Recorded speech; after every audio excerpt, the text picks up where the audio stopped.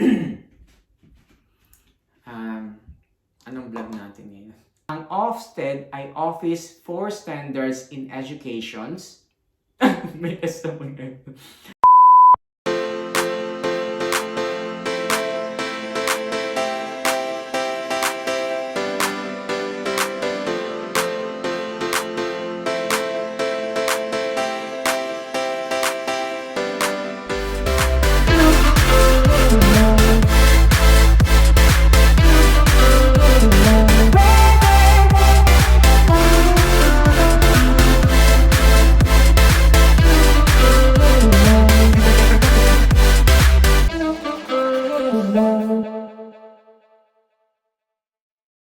Hello mga ka-FREDsterz and welcome back to my YouTube channel. Sana ay palaging okay kayo and please stay happy! Mga ka-FREDsterz, it's another day and it's another journey with your teacher, ka-Freddy, at your service. For today's episode mga ka-FREDsterz, we are going to talk about the schools in England. I am a school teacher here in London and I am part of the senior management to look after the bigger picture in a school setting. Mga ka-FREDsterz, once again, maraming salamat sa inyong suporta. Shout out kay Albert Grazilia and Malaya Gavanzo for their comments and I will make sure to answer all your queries sa video ito. Kaya naman mga ka-FREDsterz, I will discuss what are the schools like in England. Meron ba siyang pagkakaiba sa mga schools natin sa Pilipinas? Pangalawa, what is the school system in England? Is it the same in the Philippines? Pangatlo, what are the different types of schools in England? At pang-apat, how long is the school calendar in England? And for this episode, mga ka-FREDsterz, ay sasagutin din natin ang tanong ng ka-FREDsterz natin na si Malaya Gavanzo with regards to class size at ilang lessons meron sa isang araw. Kaya naman, it's lesson time! So what are the schools like in England? Meron ba siyang pagkakaiba sa mga schools natin sa Pilipinas? Mga ka-FREDsterz, just to let you know, ang United Kingdom is a union of 4 different countries. Meron tayong Scotland, Northern Ireland, Wales, and England. For this episode, mga ka-FREDsterz, ang focus ng discussion natin is England, specifically sa London, kung saan ako nakabase at nagtuturo. Almost pare-pareho lang din naman mga ka-FREDsterz ang tawag sa education system sa Scotland, Northern Ireland, Wales at England. Ang pinagkaiba lang nila is yung pangalan or yung tawag sa system nila.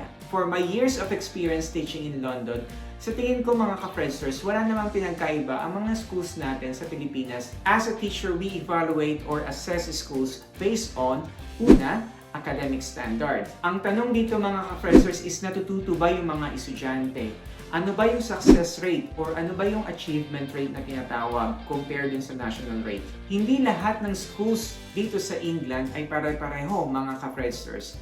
Merong high standard na schools at meron ding low standard na schools based on their academic performance. Gaya sa Pilipinas, merong mga schools who can produce high caliber students. My opinion here mga ka-FREDsterz hindi sa kung gaano kasikat ang school, but rather a school who cares about the welfare of their students. Kung meron tayong academic standard, meron din tayong tinatawag na behavioral management. Dito sa England mga ka-FREDsterz, hindi naman lahat, pero karamihan ng mga schools na low academic ang performance, sila yung mga schools na nagfo-focus more on behavioral management. So, imbes na nagtuturo sila, nagmamanage sila ng ugali ng mga estudyante. I think based sa experience ko as a teacher mga ka-FREDsterz, ang pinaka-challenging is hindi yung pagtuturo. I think yung pinaka-challenge ng mga teachers dito sa England is yung behavior ng mga estudyante. Kaya naman, most of the maintained schools here in England, meron silang strong behavioral policy. With that, mas napofocus na ngayon ang mga teachers sa teaching and learning rather than behavioral management. In the situation mga ka-FREDsterz na ang behavior ng isang estudyante is uncontrollable, meron tayong tinatawag na detention. Ang detention is yung parang consequence or yung punishment. Ang detention din mga ka-FREDsterz is hindi lang sa behavior. Either hindi sila nagpe-perform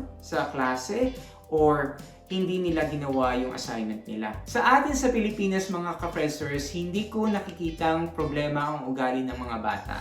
Ang mga bata sa school setting sa Pilipinas ay sumusunod sa mga teachers nila. Ma-share ko lang ito sa inyo mga ka-FREDsterz, yung high school days ko. Nag-aral ako sa isang Catholic school sa Pilipinas. At yung school na yun, meron siyang tinatawag na ARO, yung prefect of discipline ba?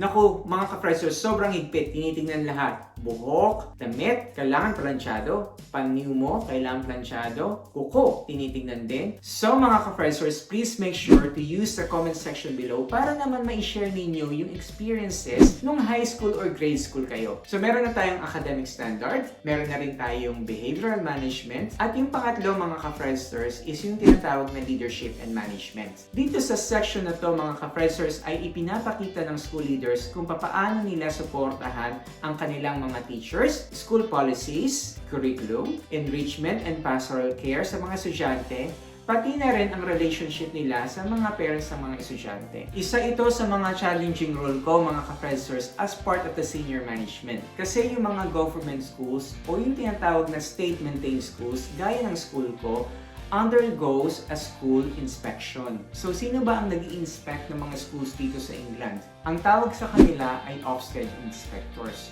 Ang Ofsted ay Office for Standards in Education, Children's Services, and Skills. Ang role ng Ofsted is to make sure na ang mga sectors gaya ng education in England delivers a high standard of service para sa mga kabataan. For example, mga ka-FREDsterz, na-inspect yung school mo. So, after ng inspection, magproproduce ngayon yung Ofsted inspector ng report. I-discuss niya ngayon yung outcome ng inspection niya at bibigyan yung school mo ng ranking or grade. So, grade 1, ibig sabihin outstanding yung school mo. Grade 2 means good. Grade 3, yan yung ayaw namin, which is requires improvement. And grade 4, yan yung pinaka-ayaw namin, which is inadequate. Mga ka-FREDsterz, napaka-importante, lalo na sa isang state-maintained school na gaya ng school ko, ang Ofsted inspection or Ofsted report. Sa Ofsted report, mga ka-FREDsterz, ipinapakita yung overall performance ng school mo. Ipinapakita din kung ano yung strength at ipinapakita din yung areas na kailangan mong i-improve. What is a school system like in England? Pareho lang ba siya sa Pilipinas? So, sa Pilipinas, kung meron tayong private at saka public schools, meron din naman tayong tinatawag na state-maintained schools. Ang government-funded or state-maintained schools sa England follows the national curriculum. At meron siyang 5 key stages. Una, meron tayong tinatawag na EYFS or Early Years Foundation Stage. Ito yung age group from 4 months to 4 years old or yung tinatawag na nursery. Pangalawa, meron tayong tinatawag na Reception and Key Stage 1 or KS1. Ito yung age group from 5 years old to 7 years old. Sila din yung tinatawag na Year 1 and Year 2. Next is Key Stage 2 or KS2. Ito yung age group from 7 years old to 11 years old.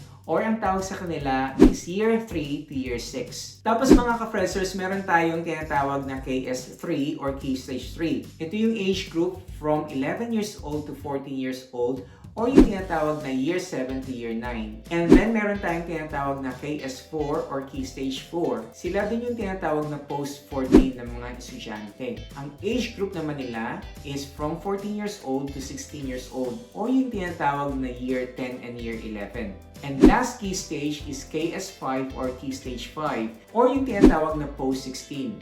Ang age group naman dito is from 16 years old to 18 years old, which is tinatawag silang Year 12 and Year 13. Ang KS1 at KS2 mga ka-FREDsterz belong sa primary school, whereas KS3 and KS4 belong sa secondary school. Saan ang KS5? Ang KS5 is categorized as sixth form, college, or further education. Ito pa mga ka-FREDsterz, legally compulsory ang education sa England for all children aged 5 to 18.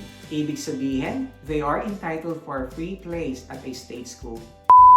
What are the different types of schools here in the UK? Sa secondary level mga ka-FREDsterz, meron tayong tinatawag na mixed or co-educational or single-sex. Meron din tayong tinatawag na grammar schools. Ang grammar schools are run by states, pero kailangan mong makascore ng mataas sa entrance exam mo para makapasok ka. Sa England, meron din tinatawag na faith schools. Ito yung mga Jewish schools, Catholic schools, Muslims, and Church of England. Siyempre mga ka-FREDsterz, kung merong state schools, meron din mga independent and private schools. Kung papasok ang mga bata dito sa independent and private schools, kailangan nilang magbayad. And also mga ka-FREDsterz, they are not required to follow the UK national curriculum.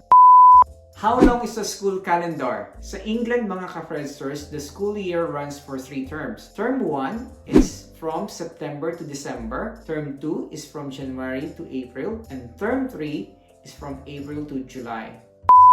So ngayon mga ka-FREDsterz, sagutin naman natin ang tanong ng ka-FREDster natin na si Malaya Gavanso. So ang una niyang tanong is about class size. Ilan nga ba ang estudyante sa isang klase o isang classroom? Usually, ang average class size is 22 students. However, pwede ka magkaroon ng estudyante averaging from 30 to 40 students per class. Pero huwag kang mag-alala. Kung meron kang 30 to 40 students sa isang classroom, kailangan meron ka rin at least 2 support teacher or teaching assistant. So, hindi ka mag-iisa doon sa isang classroom na yon. Sa isang state-maintained school dito sa England, ang class size o yung number of students sa isang classroom is nagdedepende siya sa computation ng pupil-teacher ratio or yung tinatawag din na pupil-adult ratio. Ilang periods ba or ilang lessons meron sa isang araw? Depende yan sa isang state-maintained school. On average, merong 5 periods. At meron ka rin tinatawag na tutor time where you give pastoral support sa mga estudyante mo. So all in all, meron kang 6 periods. Usually, mag-start ka ng 8:30 to 3:30. Also, ang mga teachers dito is nagsusupervise ng mga estudyante nila during lunchtime or kung meron mang school activities.